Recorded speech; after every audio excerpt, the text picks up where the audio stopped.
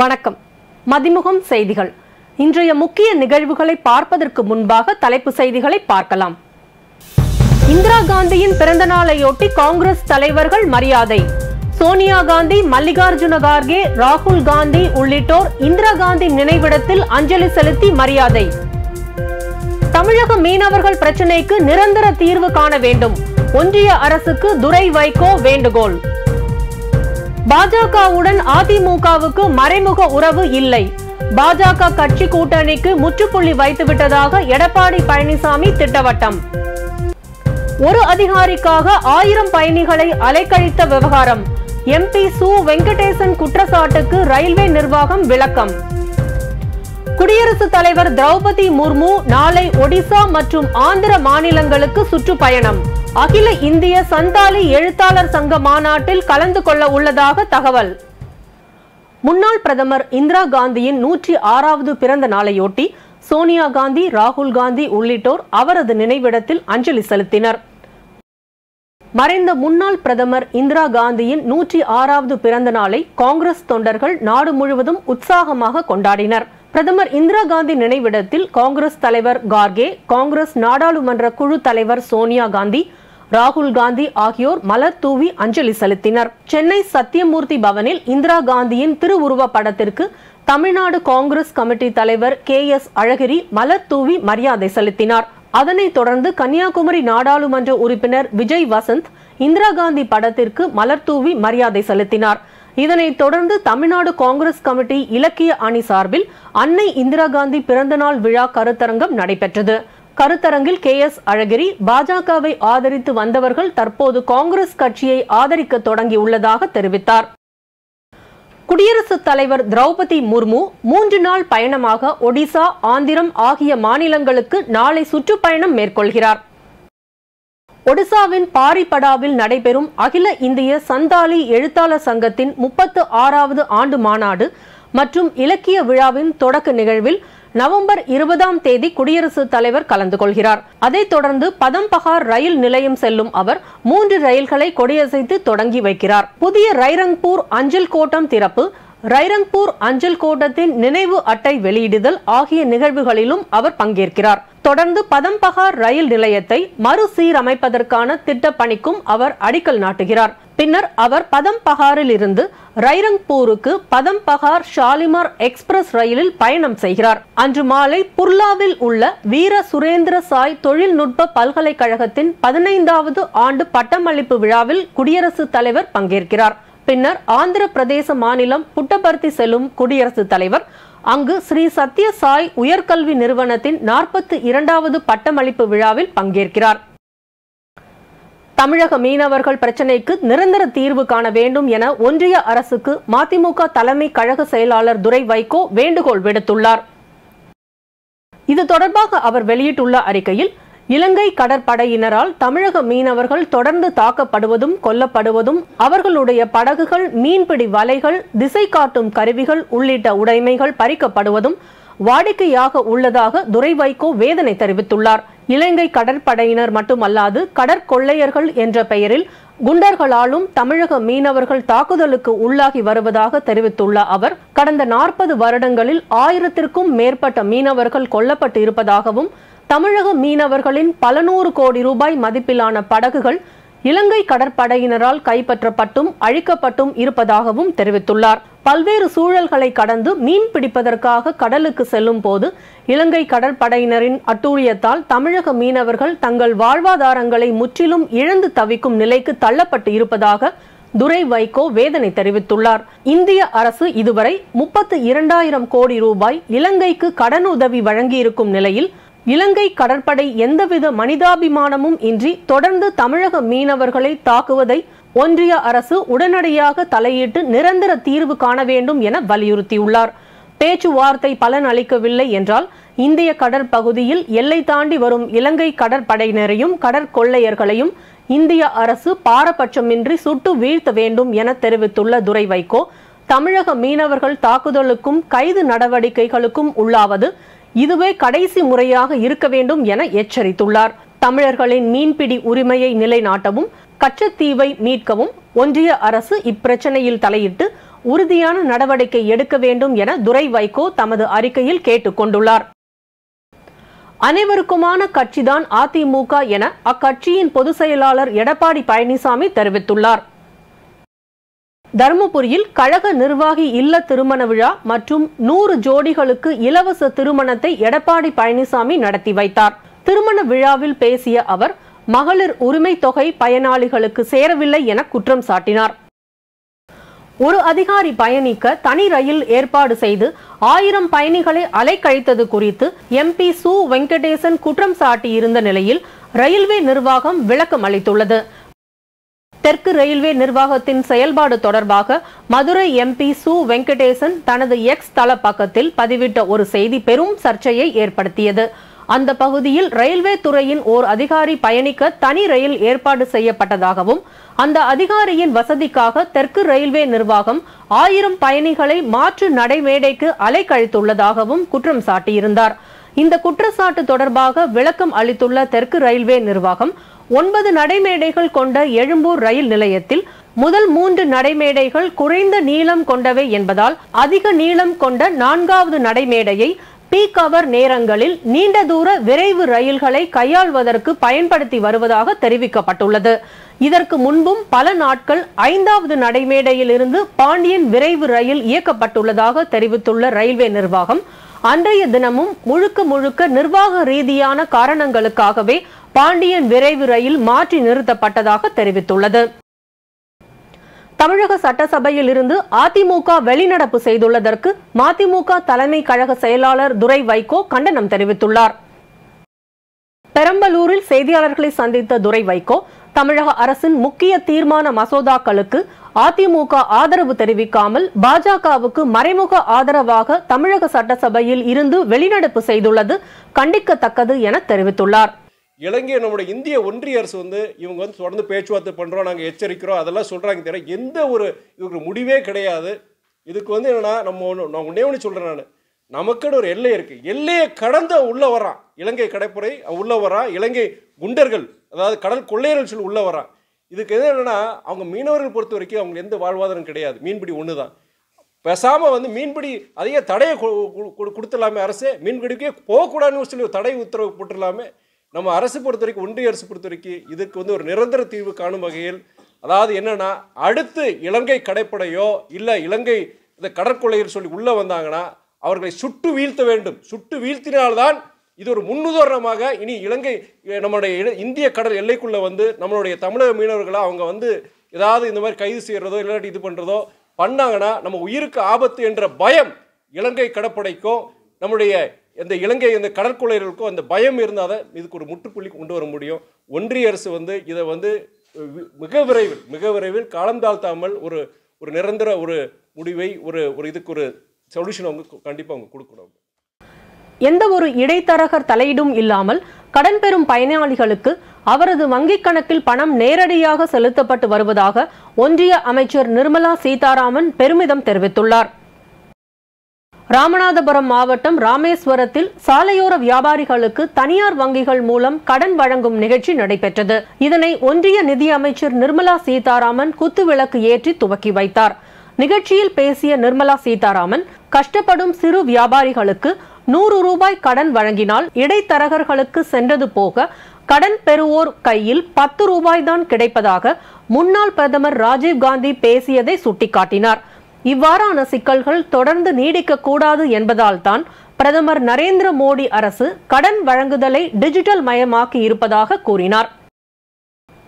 பாஜக ஆட்சிக்கு வந்த பிறகு பெட்ரோல் குண்டு வீச்சு சம்பவங்கள் அதிகரித்துள்ளதாக விடுதலை சிறுத்தைகள் கட்சியின் தலைவர் திருமாவளவன் தெரிவித்துள்ளார். கோவை விமான நிலையத்தில் செய்தியாளர்களை சந்தித்து பேசிய அவர் சட்டமன்றத்தில் நிறைவேற்றி அனுப்பிய மசோதாக்களை கையெழுத்திடாமல் திருப்பி அனுப்பிய ஆளுநரின் நடவடிக்கை ஜனநாயகத்திற்கு எதிரானது என குறிப்பிட்டார்.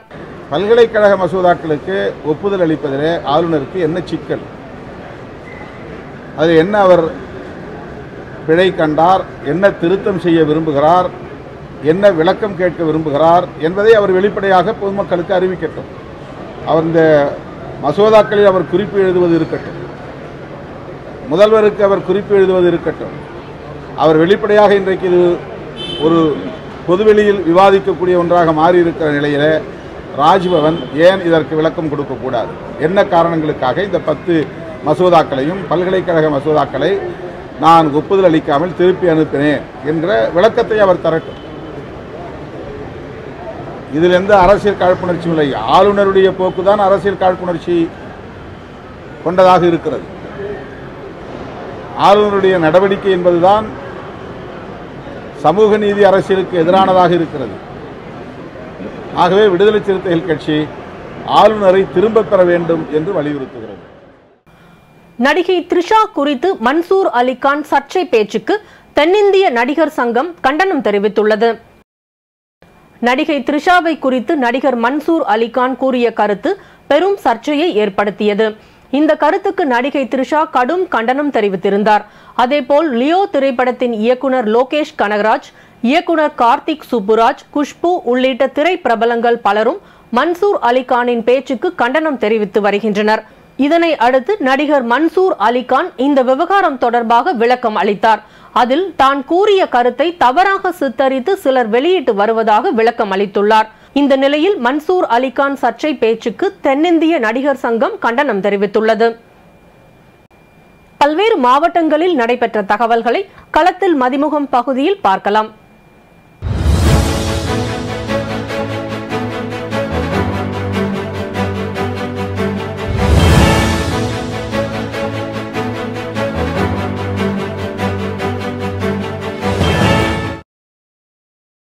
சேலம் மாவட்டம் ஆத்தூர் அருகே கொத்தம்பாடி பகுதியில் உள்ள திருமண மண்டபத்திற்கு இருசக்கர வாகனத்தில் சென்ற கணவன் மோகன்ராஜ் மனைவி விமலா ராணி மீது தனியார் பேருந்து மோதி விபத்துக்குள்ளானதில் சம்பவ இடத்திலேயே இருவரும் உயிரிழந்தனர்.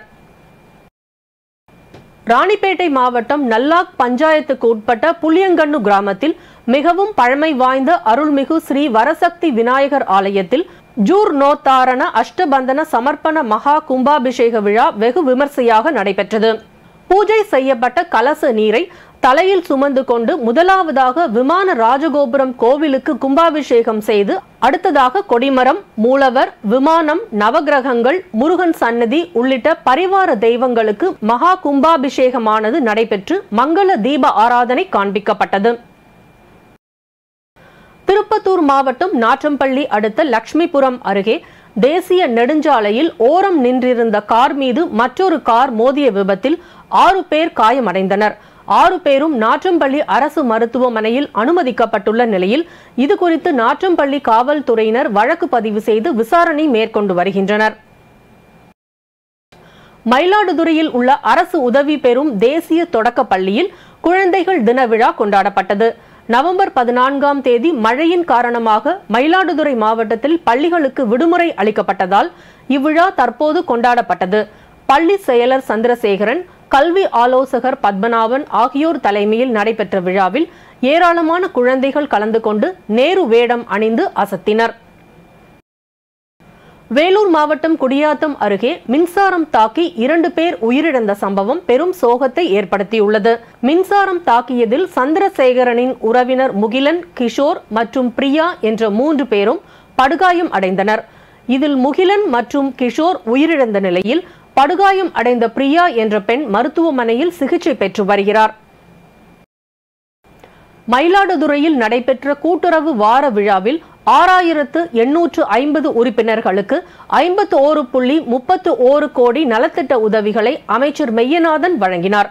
மயிலாடுதுறையில் மாவட்ட ஆட்சியர் மகாபாரதி தலைமையில் நடைபெற்ற நிகழ்ச்சியில் மாவட்டத்தில் உள்ள 1217 மகளிர் சுய உதவி குழுக்களுக்கு 13.70 கோடி கடன் தள்ளுபடி செய்யப்பட்டது. அரியலூர் மாவட்டத்தில் மர்மமான முறையில் அறிவழகன் என்ற முதியவர் ஒருவர் இறந்து கிடந்துள்ள சம்பவம் அப்பகுதி மக்களிடையே அச்சத்தை ஏற்படுத்தியுள்ளது. சம்பவ இடத்திற்கு வந்த காவல்துறையினர் சடலத்தை கைப்பற்றி பிரேத பரிசோதனைக்காக அரசு மருத்துவமனைக்கு அனுப்பி வைத்து விசாரணை மேற்கொண்டு வருகின்றனர். வேலூர் மாவட்டம் மகாநதி ஆற்றின் கரையோரம் உள்ள ஆக்கிரமிப்பு வீடுகளை அகற்ற முற்பட்ட போது 3 பெண்கள் தீக்குளிக்க முயன்றதால் பரபரப்பு ஏற்பட்டது. குடியாத்தம் NSK நகர் பகுதியில் ஆக்கிரமிப்பில் கட்டப்பட்டுள்ள வீடுகளை இடிக்கும் பணியில் பொதுப்பணித்துறையினர் ஈடுபட்ட போது பட்டா வழங்குவது குறித்த நடவடிக்கைக்கு நல்ல தீர்வு கிடைக்கும் வரை வீடுகளை இடிக்கக்கூடாது என 3 பெண்கள் தீக்குளிக்க முயன்றதால் பரபரப்பு ஏற்பட்டது. திருப்பத்தூர் மாவட்டம் காமராஜர் நகர் பகுதியில் எழுந்தருளியுள்ள அருள்மிகு ஸ்ரீ ஞான விநாயகர் ஆலய மகா கும்பாபிஷேக விழா நடைபெற்றது. பூஜைகள் நடைபெற்று குடங்களில் புனித நீர் எடுத்து செல்லப்பட்டு கோபுர கலசங்களுக்கு அபிஷேகம் செய்யப்பட்டு பொதுமக்கள் அனைவரும் மீதும் புனித நீர் தெளிக்கப்பட்டது. அனைவரும் ஓம் சக்தி பராசக்தி என்று கோஷம் எழுப்பினர். திருப்பத்தூர் மாவட்டம் வாணியம்பாடி அருகே 17 வயது சிறுமியை காதலித்து இளைஞர் கழுத்தறுத்து கொலை செய்யப்பட்ட சம்பவத்தில் 2 சிறுவர்கள் உள்பட 4 நபர்களை காவல்துறையினர் கைது செய்துள்ளனர். முரளி என்பவரை கொலை செய்த நபர்களை காவல்துறையினர் தேடி வந்த நிலையில் சிறுமியின் அண்ணன் சந்தோஷ் மற்றும் அவரது நண்பர்கள் சூர்யா, அஜித் ஆகிய 3 நபர்களை கைது செய்தனர். தற்போது கைது செய்யப்பட்ட 4 பேரையும் ஆம்பூர் நீதிமன்றத்தில் ஆஜர்படுத்திய பின்னர் ஏழுமலை மற்றும் காட்காவில் மோசஸ் ஆகிய 2 பேரை வேலூர் மத்திய சிறையில் அடைத்தனர். சந்தோஷ், சூர்யா, அஜித் ஆகியோர் வேலூர் மத்திய சிறையில் அடைக்கப்பட்ட நிலையில் 2 சிறுவர்களை சிறார் குழு நீதிபதிகளிடம் ஆஜர்படுத்தினர். செங்கல்பட்டு மாவட்டம் மதுராந்தகம் அடுத்த சோத்துப்பாக்கம் அருள்மிகு ஸ்ரீ அஞ்சூரம்மன் ஆலயத்தில் மகா கும்பாபிஷேகம் விழா நடைபெற்றது. மூலவரான அஞ்சூர் அம்மனுக்கு சிறப்பு மகா அபிஷேகம், அலங்கார ஆராதனை, தீபாராதனையும் நடைபெற்றன. பின்னர் விழா குழுவின் சார்பில் அனைத்து பக்தர்களுக்கும் பிரசாதமும் அன்னதானமும் வழங்கப்பட்டன.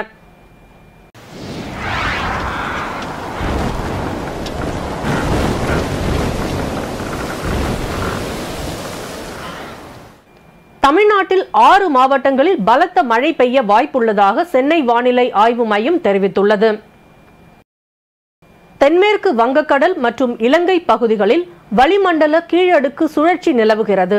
இதன் காரணமாக தமிழ்நாட்டில் ஒரு சில இடங்களிலும், புதுச்சேரி மற்றும் காரைக்கால் பகுதிகளிலும் ஞாயிற்றுக்கிழமை இடி மின்னலுடன் கூடிய லேசானது முதல் மிதமான மழை பெய்யக்கூடும் என வானிலை ஆய்வு மையம் தெரிவித்துள்ளது. மேலும் புதுக்கோட்டை, சிவகங்கை, ராமநாதபுரம், தூத்துக்குடி, திருநெல்வேலி மற்றும் கன்னியாகுமரி மாவட்டங்களில் ஓரிரு இடங்களில் பலத்த மழை பெய்ய வாய்ப்புள்ளதாக தெரிவித்துள்ளது. சென்னை மற்றும் புறநகர் பகுதிகளில் வானம் ஓரளவு மேகமூட்டத்துடன் காணப்படும் என்றும், நகரின் ஒரு சில பகுதிகளில் இடி மின்னலுடன் கூடிய லேசானது முதல் மிதமான மழை பெய்யக்கூடும் எனவும் சென்னை வானிலை ஆய்வு மையம் தெரிவித்துள்ளது. மேட்டூர் அணை நீர்வரத்து 3193 கன அடியாக குறைந்துள்ளது. மேட்டூர் அணைக்கு வரும் நீரின் அளவு வினாடிக்கு 4165 கன அடியிலிருந்து வினாடிக்கு 3193 கன அடியாக குறைந்துள்ளது. அணையில் இருந்து குடிநீர் தேவைக்காக வினாடிக்கு 250 கன அடி வீதம் தண்ணீர் திறக்கப்பட்டு வருகிறது. இஸ்ரேல் மற்றும் ஹமாஸ் இடையே தற்காலிக போர் நிறுத்த ஒப்பந்தம் எட்டப்படவில்லை என்று வெள்ளை மாளிகை தெரிவித்துள்ளது. கடந்த 1.5 மாதங்களாக ஹமாஸ் அமைப்பு மற்றும் இஸ்ரேல் இடையே போர் நடந்து வருகிறது. இதனால் இஸ்ரேல் மற்றும் பாலஸ்தீன மக்கள் ஆயிரக்கணக்கானோர் உயிரிழந்துள்ளனர். இந்த நிலையில் 5 நாள் போர் நிறுத்தத்திற்கு இஸ்ரேலுக்கும் ஹமாஸுக்கும் இடையே கத்தாரின் தரகு ஒப்பந்தம் எட்டப்பட்டதாக வாஷிங்டன் போஸ்ட் சனிக்கிழமை இரவு அறிவித்தது. ஆனால் வெள்ளை மாளிகையின் தேசிய பாதுகாப்பு கவுன்சிலின் செய்தி தொடர்பாளர் அட்ரியன் வாட்சன் இன்னும் ஒப்பந்தம் எட்டப்படவில்லை என்றும், ஆனால் ஒப்பந்தத்தை பெற அமெரிக்கா முயன்று வருவதாகவும் தெரிவித்துள்ளார். மீண்டும் தலைப்புச் செய்திகள். இந்திரா காந்தியின் பிறந்த நாளையொட்டி காங்கிரஸ் தலைவர்கள் மரியாதை. சோனியா காந்தி, மல்லிகார்ஜுன கார்கே, ராகுல் காந்தி உள்ளிட்டோர் இந்திரா காந்தி நினைவிடத்தில் அஞ்சலி செலுத்தி மரியாதை. தமிழக மீனவர்கள் பிரச்சினைக்கு நிரந்தர தீர்வு காண வேண்டும். ஒன்றிய அரசுக்கு துரை வைகோ வேண்டுகோள். பாஜகவுடன் அதிமுகவுக்கு மறைமுக உறவு இல்லை. பாஜக கட்சி கூட்டணிக்கு முற்றுப்புள்ளி வைத்துவிட்டதாக எடப்பாடி பழனிசாமி திட்டவட்டம். ஒரு அதிகாரிக்காக 1000 பயணிகளை அலைக்கழித்த விவகாரம். எம்பி சு வெங்கடேசன் குற்றச்சாட்டுக்கு ரயில்வே நிர்வாகம் விளக்கம். குடியரசுத் தலைவர் திரௌபதி முர்மு நாளை ஒடிசா மற்றும் ஆந்திர மாநிலங்களுக்கு சுற்றுப்பயணம். அகில இந்திய சந்தாலி எழுத்தாளர் சங்க மாநாட்டில் கலந்து கொள்ள உள்ளதாக தகவல். இத்துடன் செய்திகள் நிறைவடைந்தன. மீண்டும் செய்திகள் காலை 8 மணிக்கு. மேலும் செய்திகளை தெரிந்து கொள்ள மதிமுகம் பிரைம் யூடியூப் தளத்தில் இணைந்திருங்கள்.